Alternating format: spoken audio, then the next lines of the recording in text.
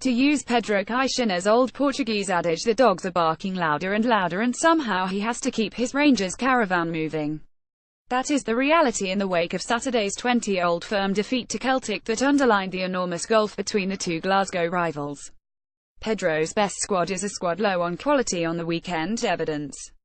Having belief in his group of players is fine, but to keep telling them they are the best must be losing its effect when their biggest rivals can turn up and treat playing at Ibrox like a home game. Pedro Caixinha and Scott Brown at halftime, and the truth is Celtic played them off the park. Here are the facts. Brendan Rodgers has now won as many league games at Ibrox as Pedro this season, as has Neil Lennon, and his record over the same number of opening league games is worse than Paul Le Guen. The jury was out on Dave King in the summer, but the Rangers chairman backed Pedro with his signings.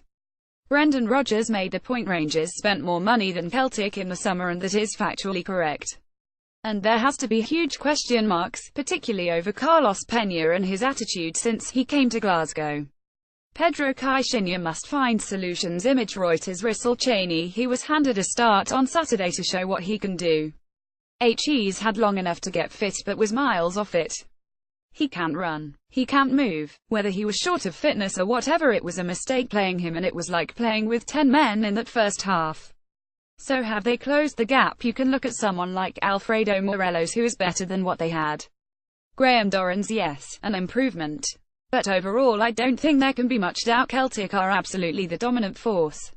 Rangers youngster Ross McCrory tussles with Celtic striker Lee Griffiths. Image daily record. Maybe some people might look at that and think it's acceptable for Celtic to turn up and dictate from minute 1 at Ibrox. There is an enormous gulf, and if Celtic had put their foot to the floor and been more clinical, they could have been well out of sight.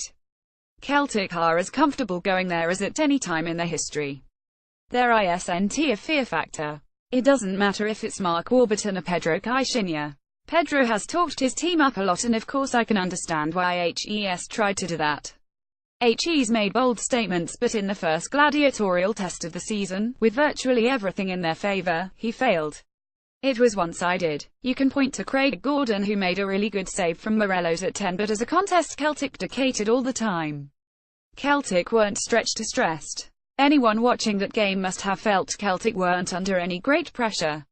Celtic just couldn't find that killer pass in the final third. You could say their first goal was fortunate or poor defending, depending on which way you look at it. But while Rangers gave it a go, you just felt Celtic would pick them off. The effort and determination was there, but we can honestly say Celtic weren't miles ahead. Lee Griffiths fired home Celtic's second to ease any nerves at Ibrox. Celtic looked to have their eye on Anderlecht on Wednesday night.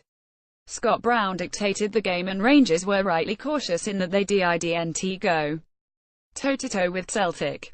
In that respect you could say they got it right, but this was Rangers at home with an inferior set of players, and this is a Celtic team who have central defensive issues. Dedrick Boyata is just back from a lengthy injury layoff, and Josu Simunovic can get fit. Celtic dominated early on but were wasteful. I must say Rangers should have had a penalty when Simunovic brought down Morelos in the box, and the reason I say that is there was nowhere for the Colombian to go. It was a bit like the Scott Sinclair one at Dens Park in midweek, but the fact Morelos overdid his fall maybe worked against him. Celtic's players celebrate Tom Rogic's opener regardless of it. Celtic were by far the better team and should have had a penalty themselves after Ryan Jack's foul on Patrick Roberts on the stroke of half-time. The positive points from a Rangers point of view is Morelos looked a handful, but it's utter nonsense for Caixinha to say Brown tried to elbow the Colombian. The Rangers manager should be focusing on the job in hand and concentrating on getting his team in at half-time and keeping calm instead of getting sucked into his spat with Celtic skipper. If I was him I would have been more worried about Celtic dominating, and his comments were probably used to deflect away from that. The referee made his decision and I thought he got that one right. Passion is a great thing, but having a clear head is the most important thing, and when your leader is losing it then it sums things up and tells you he was worried about being well beaten. Rogic scores and celebrates his opener. Image daily record. You can cut Pedro some slack for last season, but HES made a lot of big statements since he came to Scotland, and all that talk counts for nothing. As for Celtic, I'm sure they had one eye on the Champions League with the way they played against Rangers. It was a big week, starting with the Betfred Cup quarter-final, and they won that easily, and it was the same at Ibrox. Celtic will be tested in Brussels and the worry must still be in the centre-half area. Boyata and Simunovic can't be fully fit, and he'd be concerned that while it's great to have Boyata back, he wasn't tested against Dundee and had a cigar out against Rangers. It's a great chance for Celtic put themselves in a strong position for European qualification, and maybe not getting a tougher test at Ibrox in Saturday may work in their favour. But the key to going through will be how the centre-halves perform.